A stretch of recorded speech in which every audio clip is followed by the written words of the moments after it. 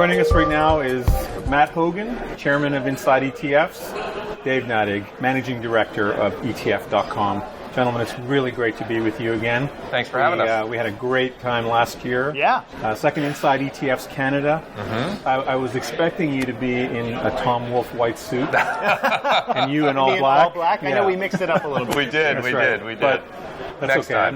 We're not disappointed. It's fine. So this year, you're here to talk about personalization. Yeah. You think that's the next $1 trillion opportunity. What exactly do you mean when you refer to mass personalization? Well, really what we're talking about is instead of putting all your investments into some sort of package, whether that's an ETF or a mutual fund or even an insurance product, directly owning all the individual securities. Now that just sounds like owning a brokerage account. Yeah. But what we're talking about is using technology so that I can own thousands of securities with the click of a button or with one conversation with an advisor and achieve many of the same things I get with ETFs, but with my own values represented in the stocks that I'm holding, with my own employment situation taken into account. Maybe I work at Apple and I don't want any more Apple. If I buy the S&P 500, I'm going to get a lot of Apple.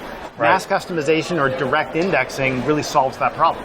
This is a situation where basically people are creating their own indices, their own personal index, like having your own ETF. More or less like that. It's a portfolio built specifically for you. So one of the wonderful things ETFs have done compared to mutual funds and what came before them, they've made it extremely efficient for everyone to own the same portfolio. Well, your values and my values are not exactly the same. Your work situation and my work situation are not exactly the same.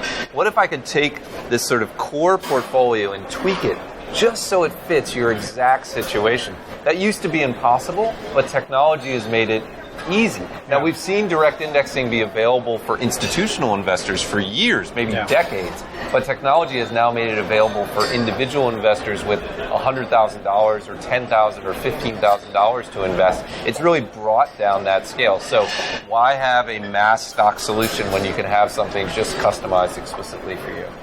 So how does that happen? I mean, the technology exists, surely. Does that work on a blockchain platform? Well, no, the implementation of this can actually be as simple as, I have a TD brokerage account and I'm working with you as my advisor, and you're in turn working with a software provider effectively who has access to trade my account based on the conversation you and I have. So maybe I'm owning the S&P 500 or even the MSCI ACWI, owning thousands and thousands of stocks, but you and I have agreed that I'm going to minimize my fossil fuel footprint. You take those 3,000 stocks with software, you remove those sort of worst offenders, and then those trades just get put in, sometimes with fractional shares, into my account. So it's not a lot of work for the individual investor. It requires some technology, and it requires generally an advisor who's willing to work with you. I think that's really important. I actually think it does require an advisor. I'm sure we'll see direct-to-consumer startups with this, but the underlying technology and the optimization is relatively complex, and this is really a conversation an advisor can walk you through to get a portfolio that reflects your values but doesn't stray so far from the market that you won't end up with the returns you need to meet your retirement goals and other goals. So I do think it's actually a boon for the advisor market. Yeah, and I think that, as advisors are looking towards increased competition from robo-advisors, sometimes directly from the issuers who are putting together sort of balanced funds or model portfolios, cutting the advisor out, this gives an advisor a leg up. It gives them something else to talk about in that conversation, and it's something that I think is actually really important for a lot of investors. Yeah, it's definitely a value-added proposition for advisors. Now, I got a question for you. So how does this differ from, let's say I work at Apple and I have a huge amount of stock options and I'm totally, because I'm there, I'm stuck in those, but I don't want to own them, like you said, in my outside portfolio. How is that any different than the old school? I have an advisor. We bought this basket of these stock selections. Yep. How different is it from that? Like, so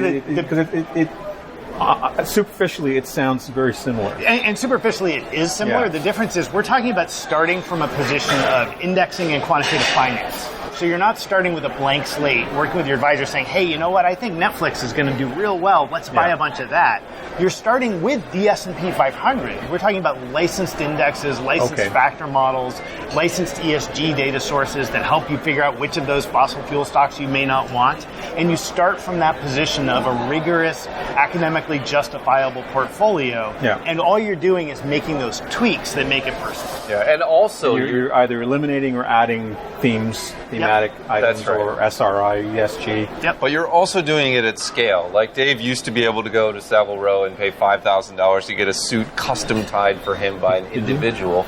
Look at him. He's dapper as can be, right? But now you can get that mass produced. This is the same idea. So it has all that same sort of hand-touched elements. It's just now you can do it mass produced with an Amazon cloud server for very cheap. And that's the other piece of it that differs. Yeah, and that old brokerage relationship that you're talking about, whether you knew it or not, you were paying several percent a year for that. We're talking about things that are all in going to be as cheap, if not cheaper, than ETFs, right? So we're capturing all those economies of scale from the ETF industry, but then adding a layer of personalization without adding any cost. So the real benefit here is scale without the cost. That's right. Yep. Yeah. And you see this as is it already happening, or is it something that's emerging? Or definitely already happening. There are dozens of firms already doing that, several of them in Canada already. You're seeing the asset levels pushed down or the account levels pushed down. So historically, if you'd had $100 million, anybody would do this for you, right? Because you're an institution. If you had $1 million, well, that might be tricky. And there are firms that will do this now for $1 million account. And we're seeing that come down to the $100,000 account level. That starts to be a real mass affluent product. To put numbers on it, in the U.S., the leading firm is called Parametric. They're part of Eaton Vance.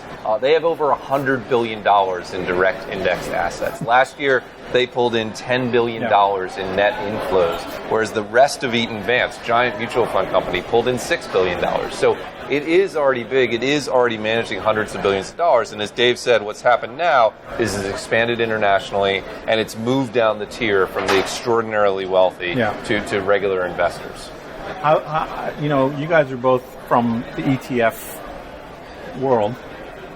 How does the ETF industry view this disruptive?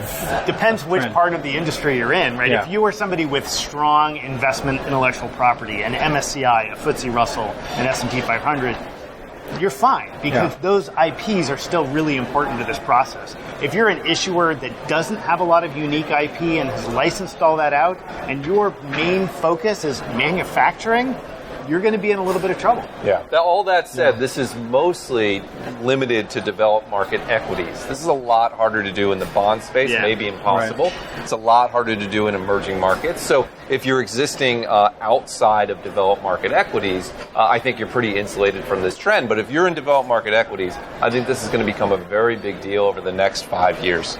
Yeah. It's already becoming a big deal. It's just going to accelerate. Doesn't mean the ETF market's going away. ETFs will always have an incredible place for traders, portfolio managers, and for a big chunk of most people's portfolios. So now let's circle back to ETFs. Yeah.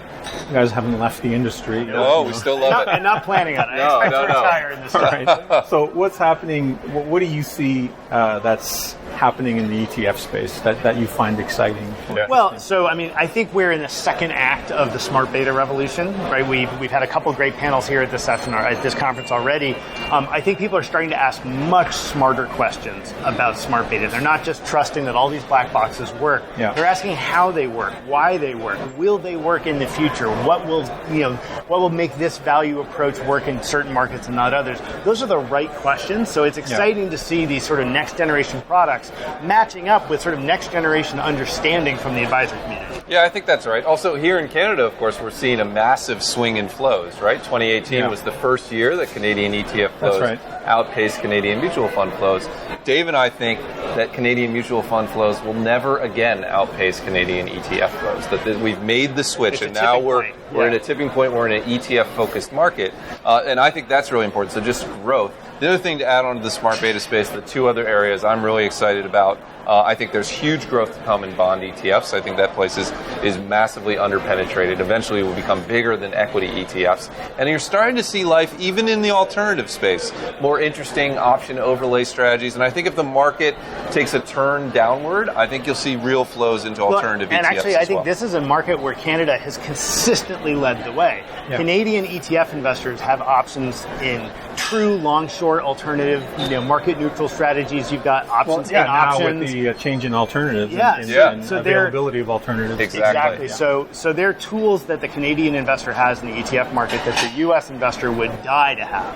And so I think you'll see those strategies grow here, and I think you'll see that sort of infect the rest of the world's markets as regulators catch on. Yeah. Gentlemen, such a pleasure to talk to you again. Thank you for having us. Yeah, thanks for having us.